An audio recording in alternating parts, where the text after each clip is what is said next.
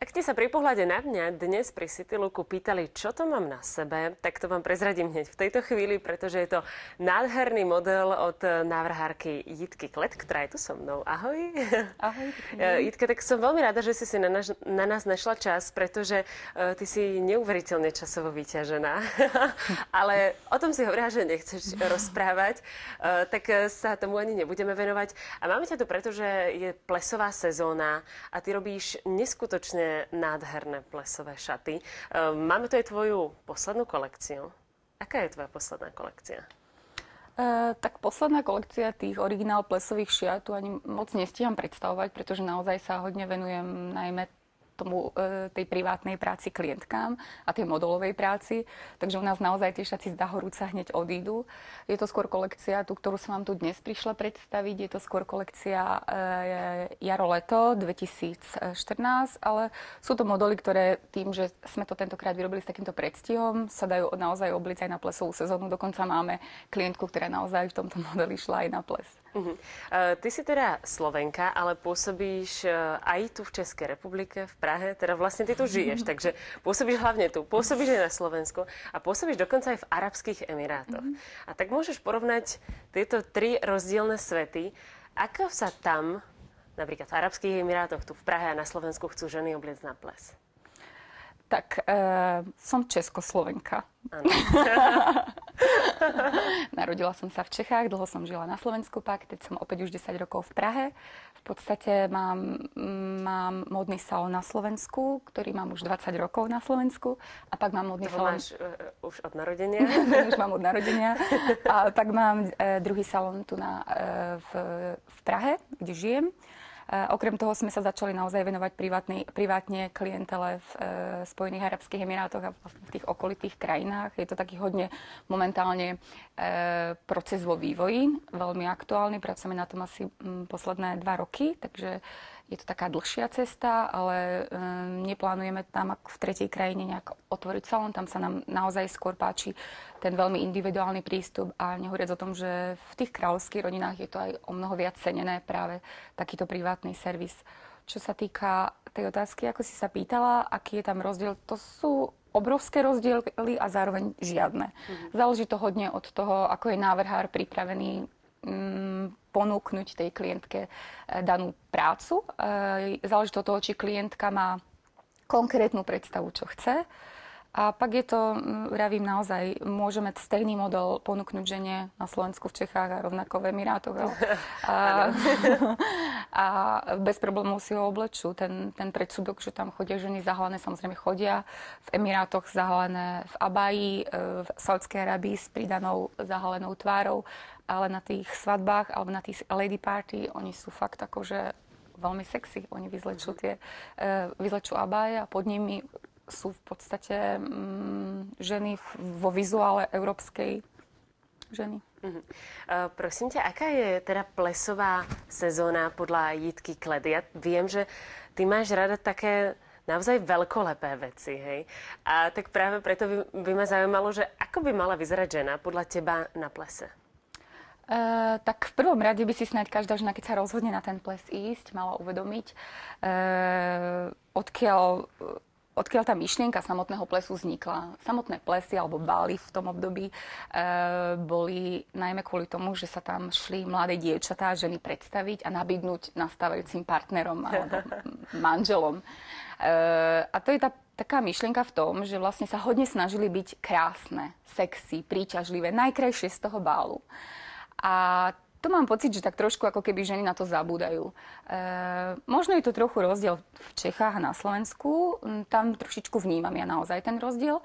V Čechách si až tak tie ženy nedajú na tom možno záležať, alebo je ich menej, takto, aby som to nedávala do jedného globálu. Je ich menej, ktoré chcú byť tou hviezdou plesu. Stačí sa im pripraviť trošku inak ako na malú slávnostnú príležitosť. Na Slovensku je to rozdiel, tam tie ženy naozaj, každá jedna žena, ktorá ide na ples, ide s tým zámerom, že chce byť tou hviezdou plesu. Takže snáď by som len to v podstate každej žene odporúčila, aby sa chcela stať tou hviezdou plesu, neznamená to, že na seba musí dať hodne šperkov, hodne zdobenia. Znamená to, že si nájde čas na seba, nájde si čas na to, že si v deň plesu dopraje kozmetičku, make-up, že si dopraje kaderníka, že sa s predstihom pripraví, čo sa týka modelu šia, topánok a doplnkov a pak má veľkú šancu sa cítiť úžasne, báječne. Partner to určite ocení a okolie takisto. Máš tu 3 modely, aby sme sa im tiež venovali. Áno. Tak akého plesu hviezdou, v ktorých šatách by sa mohla stať? Tak z tejto kolekcie snáď v tomto modeli. Tu vám to takto budem sa snažiť ukázať na fotografii, keďže nemáme modelku, tak som sa pripravila na divákov takto. Je to v podstate korzet, ktorý je vyrobený z kristálikov, z sklenených kristálikov spoločnosti Preciosa, s ktorou som v podstate hodne spolupracujem. A je to ručne korálka po korálke vyšitý korzetík. Neviem si predstaviť, aký máte možnosť vidieť tú reflexnosť tých kamienkov, ale na tom plese, pri tom osvetlení umelom, ktoré vyžaruje to krásnu atmosféru. A uprostred k tomu je táto sukňa. Je to vlastne hodvábna šifónová sukňa, ktorá vytvára veľký aký pompenzný dojem. Je tam asi 16 metrov hodvábu tenkého. Wow. Ten naozaj vytvorí pompenzný dojem. My to tu vlastne za tebou vidíme. Ja som tieto šaty mala, keď som moderovala tvoju modnú prehliadku. A sú skutočne ako pre princeznú. Že to sú naozaj nádherné šaty, ktoré nebude mať asi každá druhá žena na plese. Dokonca ani žiadna druhá, asi tak by som to povedala.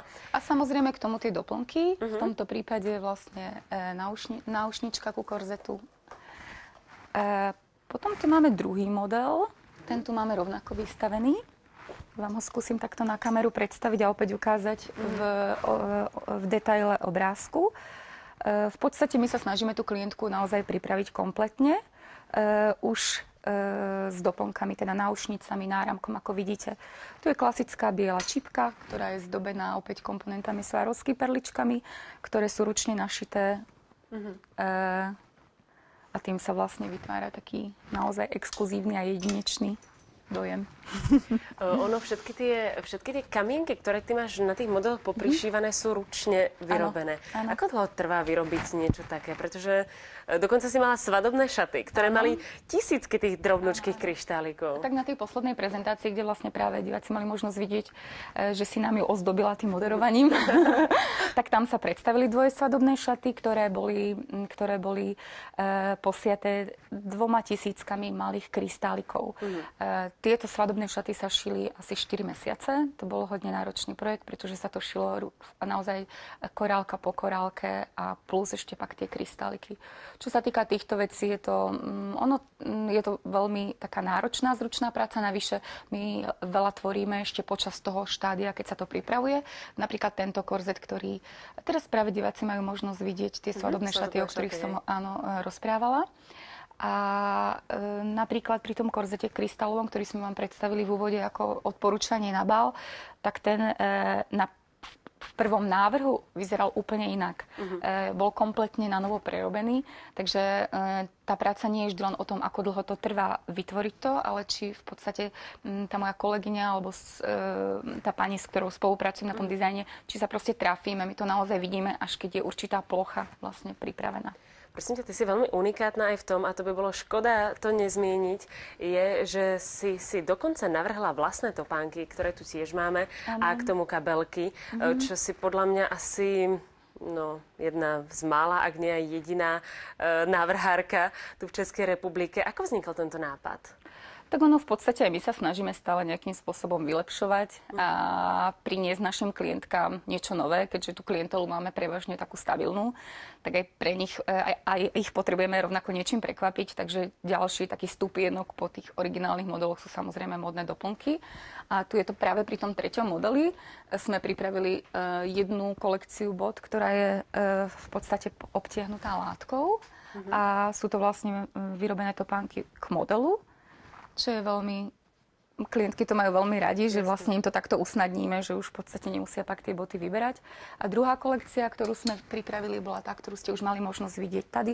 Tu som zvolila takú neutrálnu kombináciu farebnú, zlatisto-medenej, a druhá kombinácia bola taká zlatisto-studená. A vymyslela som to z toho dôvodu takto, aby si to klientky naozaj mali možnosť obliecť na bál v zime a pak v lete v podstate k džínám, k trikám. Proste dnes už tie zlatisté boty sú veľmi populárne aj pri tých odevoch na bežné nosenie. Takže sú hodne komfortabilné, aj keď to tak možno vôbec nevyzerá, pretože videli ste, že sú hodne vysoké. Ale ja som ich mala na sebe a vydržala som ich úplne tiež. bez problémov. A sú naozaj veľmi pohodlné, takže to bol veľký dôraz, pretože pri tej mojej tvorbe kladiem veľký dôraz na pohodlie. Takže je fajn, keď žena vyzerá v modeli výborne, príjemne, ale pokiaľ sa necíti komfortne, tak to z tohto modelu nemôže vyžarovať. Jitka, ten čas nám veľmi rýchlo ubehol, ale v každom prípade ti ďakujem, že si nám ukázala, akým skvelým spôsobom je možné u teba sa v podstate pripraviť na ples od topánok cez šaty až po doplnky. Takže veľmi pekne ďakujem, že si prišla. Nech sa ti darí. Ďakujem aj ja za pozvanie a prajem krásne bály všetkým ženám.